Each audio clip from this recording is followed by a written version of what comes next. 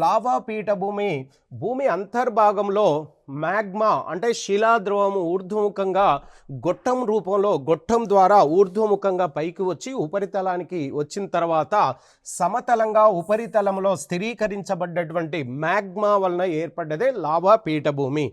ఉదాహరణకు ఈ పీఠభూమి ఉపరితలం అత్యంత సారవంతమైనవి అంటే లావా శిలల వలన లావా ద్రవం వలన ఉపరితలంలో సమతలంగా స్థిరీకరించబడ్డటువంటి ఆ లావాలో ఉన్నటువంటి అవక్షేపాలు అత్యంత సారవంతమైనవి ఉంటాయి. అలా ఈ ఉపరితలం శైథిల్యం చెందడం వలన మనకు ప్రధానంగా నల్లరేగడి నేలలు ఏర్పడతాయి. ఇందుకు దక్షిణ దక్కన్ పీఠభూమి మరియు వాయువ్య భాగంలో మహారాష్ట్ర పీఠభూమి, ఉత్తర అమెరికాలో కొలంబియా పీఠభూమి, మనకు ఇథియోపియాలో అబిసీనియన్ పీఠభూమి, ఐస్లాండ్లో ఐస్లాండ్ పీఠభూములు ప్రధానంగా ఇవి ఏర్పడ్డాయి.